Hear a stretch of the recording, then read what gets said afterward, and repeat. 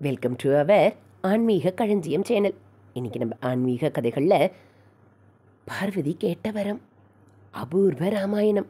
இந்த கதையை கேட்பதன் மூலமும் அனுமனை தியானிப்பதன் மூலமும் அனைவரின் மனபாரமும் குறைந்து கவலைகள் அகன்று நிம்மதி கிடைக்கும்.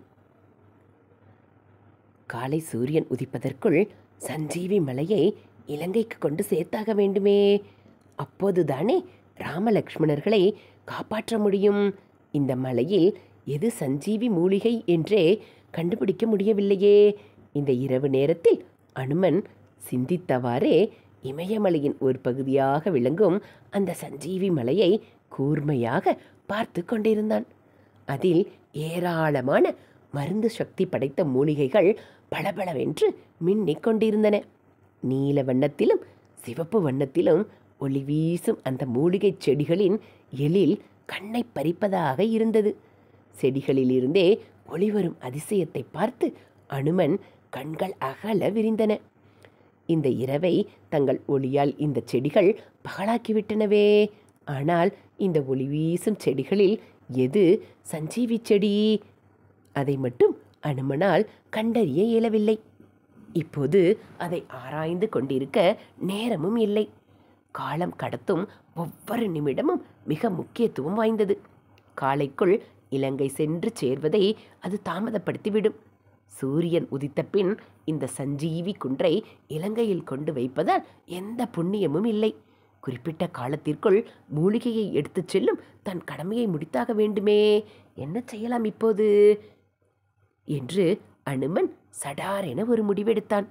மூலிகைகளோடு கூடிய இந்த சஞ்சீவி குன்றை அப்படியே பெயர்த்து எடுத்து சென்று விட வேண்டியதுதான். இமயமலையின் ஒரு பகுதியாக விளங்கும் இந்த குன்றை கொண்டு போய் இலங்கையில் வைத்துவிட்டால் பழுத்த அனுபவம் உடைய ஜாம்பவான் உள்ளிட்டோர் இந்த செடிகளில் எது சஞ்சீவி மூலிகை செடி என்பதை கண்டுபிடித்து விடுவார்கள். எனவே இப்போது மூலிகை ஆராய்ச்சி செய்வதை விட மலையை பெயர்ப்பதில் கவனம் செலுத்துவதே புத்திசாலித்தனம் என்று முடிவெடுத்த மறுகணம் அனுமன் உடனே விரைந்து செயல்படத் தொடங்கினான். சஞ்சீவி மலையின் கீழ்ப்புறத்தில் தன் கைகளை வைத்து அந்த மலையை பெயர்க்க முனையலானான். இமயமலையில் உறையும் சிவபெருமானே, அன்னை பார்வதியே, உங்கள் அருளால் சஞ்சீவி குன்றை பெயர்த்து எடுத்துச் செல்லும் சக்தி எனக்கு கிட்டட்டும் என மனப்பூர்வமாக பிரார்த்தித்து கொண்டான். ஜெய் ஸ்ரீராம் என முழங்கியவாறே மலையை அசைத்து பார்த்தான். ஆனால் என்ன சங்கடம்! சஞ்சீவி மலை கடுகளவும் அசைந்து கொடுக்கவில்லை. கைலாயத்தின் மேலிருந்து மாவீரன் அனுமனின் செயல்பாடுகளை உற்று பார்த்து கொண்டிருந்தார்கள் பார்வதியும் பரமேஸ்வரனும். மாபெரும் பராக்கிரமசாலியான அனுமன் தீரத்தோடு சஞ்சீவி குன்றையே பெயர்க்க முயலும் காட்சி அவர்களை அளவற்ற வியப்பில் ஆழ்த்தியது. பார்வதி தேவி பரமசிவனிடம் ஆர்வத்தோடு வினவினாள், நாதா, அனுமன் அசகாய சூரன்தான், அதில் சந்தேகமில்லை. என்றாலும் மலையை பெயர்ப்பதென்பது சாமானியமானது அல்லவே. இந்த செயலில் அவன் வெற்றி பெறுவானா என்று கேட்டாள். பொறுத்திருந்து பார்தேவி, அவன் வெற்றி பெறுவானா என்பதல்ல முக்கியம், வெற்றி பெற வேண்டும் என்பதே நம் விருப்பம். ஏனென்றால் அவன் செய்ய முனைவது ராம காரியம்.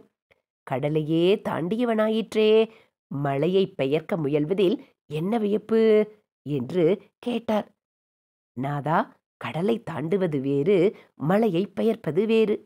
இந்த மலை தாங்கள் வசிக்கும் இமயமலையின் ஒரு பகுதியல்லவா? இதை பெயர்க்க முனைவதை நீங்கள் ஆதரித்தது இல்லையே. முன்பு ராவணன் மலையை பெயர்த்து இலங்கைக்கு எடுத்துச் செல்ல முயன்றபோது பட்ட பாட்டை நான் அறிவேன் என்று சொன்னார். சிவன் நகைத்தார். பார்வதி தொடர்ந்தாள்.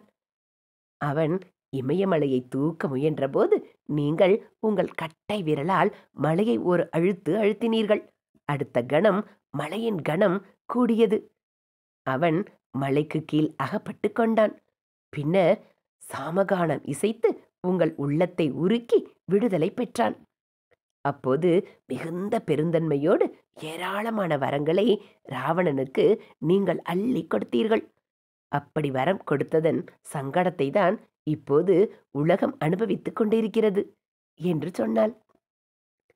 சிவன் மறுபடி நகைத்தார். சங்கரனால் ஏற்பட்ட சங்கடத்தை சங்கரனே தீர்த்து வைப்பான், நீ கவலைப்படாதே தேவி என்று சொன்னார். எப்படி தீர்த்து வைக்கப் போகிறீர்கள் சுவாமி என்று பார்வதி ஆவலுடன் கேட்டாள்.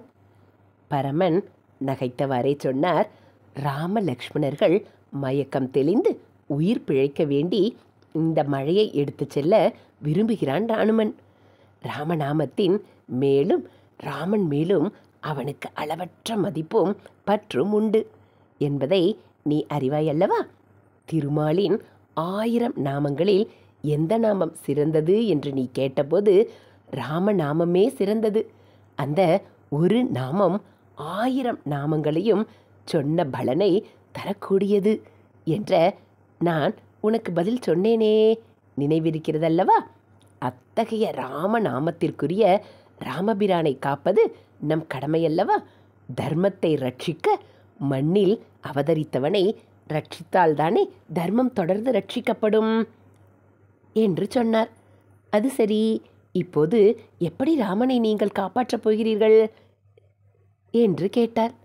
இதோ இந்த கால் கட்டை விரலால்தான் என்றார் சிவன். எப்படி என்று பார்வதி திகைத்தவாறு கேட்டாள். பரமசிவன் புன்முறுவலுடன் பதில் சொன்னார். ராவணன் மலையை தூக்கிய போது கால் கட்டை விரலால் அழுத்தினேன். மலை மேலும் கனமாயிற்று. இப்போது கால் கட்டை விரலை அழுத்தாமல் மேலே உயர்த்துகிறேன். என்ன நடக்கிறது என்று பார். அனுமன் என் அம்சத்தோடு பூமியில் தோன்றியவனல்லவா? அவனுக்கு உதவ வேண்டிய பொறுப்பு எனக்கு உண்டு. இப்படி சொன்ன சிவன் தன் வலக்கால் கட்டை விரலை மெல்ல உயர்த்தினார். அடுத்த கணம் மலை பஞ்சு போல் லேசாகியது. சஞ்சீவி குன்றும் மிக மிக லேசாகியது. சிவனின் புதிய திருவிளையாடலை எண்ணி மனம் மகிழ்ந்தாள் பார்வதி. அவள் மகிழ்ச்சியோடு கீழே பார்த்தாள். அனுமன் மிக எளிதாக அந்த சஞ்சீவி மலையை பெயர்த்தெடுத்தான். அவன் மனமும் ஆச்சரியத்தில் ஆழ்ந்தது. என்ன வியப்பு! இதுவரை தூக்கவே முடியாமல் அளவற்ற கனத்தோடு விளங்கிய இந்த சஞ்சீவி மலை மிக எளிதாக தூக்கும் வகையில் எப்படி இவ்வளவு லேசாக மாறியது? பரமசிவனின் அருளால்தான் இது நடந்திருக்க வேண்டும் என சரியாகவே ஊகித்த அனுமன் சிவனையும் பார்வதியையும் மனதில் எண்ணி வணங்கினான். பின் பஞ்சு போல இருந்த மலையை கரத்தில் தாங்கியவாறே இலங்கையை நோக்கி தாவி செல்லலானான். அந்த காட்சியை பாசத்தோடு பார்த்து கொண்டிருந்த பார்வதி தேவி சிவனிடம் சொன்னால், பிரபோ, உங்கள் அளவற்ற கருணையால் சஞ்சீவி மலையை கனமே இல்லாததாக மாற்றிவிட்டீர்கள். என் மனதைப் போலவே உங்கள் மனமும் மகிழ்ந்திருக்கிறது. இந்த மகிழ்ச்சியான தருணத்தில் உங்களிடம் ஒரு வேண்டுகோள். உண்மையில் வேண்டுகோள் அல்ல, அது நான் கேட்கும் வரம் என்று சொன்னாள். பக்தர்களுக்கு வரம் கொடுக்கும் அன்னை நீ. என்னிடம் நீ வரம் கேட்கிறாயா? சொல், என்ன வரம் வேண்டும் என்று கேட்டார் சிவன். உங்கள் அருளால் அனுமன் தூக்கிய சஞ்சீவி பர்வதத்தின் கணம் மறைந்து அது லேசாகியது. அனுமனை தியானிப்பவர்கள் ராமாயணத்தில் இடம்பெறும் இந்த சம்பவத்தை கதையாக வாசிப்பவர்கள் இவர்களுக்கெல்லாம் நீங்கள் அருள் புரிய வேண்டும். பல்வேறு உலகியல் கவலைகளால் மனபாரம் உடைய அன்பர்கள் ஏராளமான பேர். உலக வாழ்வே சிக்கலாகி எல்லாருக்கும் கவலைகளால் மனதின் கணம் பெரிதும் கூடியுள்ள காலமல்லவா இது? இந்த சம்பவத்தை வாசிப்பதன் மூலமும் அனுமனை தியானிப்பதன் மூலமும் அவர்களின் மனபாரம் குறைந்து லேசாக வேண்டும். அவர்கள் கவலைகள் அகன்று நிம்மதி அடைய வேண்டும். அனுமன் தூக்கிய மலையின் கணத்தை குறைத்து லேசாக்கிய தாங்கள்தான் பக்தர்களது நெஞ்சின் கணத்தையும் குறைத்து லேசாக்க வேண்டும் பிரபோ என்று கேட்டாள். பார்வதியின் வேண்டுகோளை கேட்ட பரமசிவன் மகிழ்ச்சியோடு புன்முறுவல் பூத்தார். அப்படியே ஆகட்டும் தேவி, நீ எல்லா உயிர்களுக்கும் அன்னை அல்லவா? அதனால்தான் எல்லார் சார்பாகவும் வரம் கேட்கிறாய். உன் வரம் அருளப்பட்டு விட்டது. அனுமனை தியானிப்பவர்கள், அனுமன் சஞ்சீவி பர்வதத்தை தூக்கிய சம்பவத்தை கதையாக வாசிப்பவர்கள் ஆகிய பக்தர்கள் அனைவரின் மனபாரமும் விலகும். கவலைகளால் அழுந்தப்பட்ட அவர்கள் இதயம் கவலைகள் நீங்கி லேசாகும். தங்கள் பிரச்சனைகள் எல்லாம் நீங்க பெற்று அவர்கள் நிம்மதி அடைவார்கள் என்று பரமசிவன் கையை உயர்த்தி ஆசி கூறினார். ஆகாயத்திலிருந்து தேவர்கள் பார்வதி மீதும் பரமசிவன் மீதும் இலங்கையை நோக்கி தாவி சென்று கொண்டிருந்த அனுமன் மீதும் பூமாரி பொழிந்தார்கள். இது போல ஆன்மீக கதைகளை நீங்கள் தெரிஞ்சுக்கணும் அப்படின்னா மறக்காமல் நம்ம சேனலை சப்ஸ்கிரைப் பண்ணுங்கள். கூடவே பெல் ஐகானை கிளிக் பண்ணி ஆளுங்கிற பட்டனையும் அழுத்திடுங்க. நம்ம சேனலில் வரக்கூடிய ஆன்மீக கதைகள், தெய்வத்தின் குரல் பகுதிகள், மகாபிரிவ மகிமை, ஸ்லோகங்கள் எல்லாம் உங்களுக்கு பிடிச்சிருந்தா ஒரு லைக்கும் கமெண்ட்டும் கொடுத்து உங்களுக்கு தெரிஞ்சவங்களுக்கும் ஷேர் பண்ணுங்கள். தேங்க்யூ.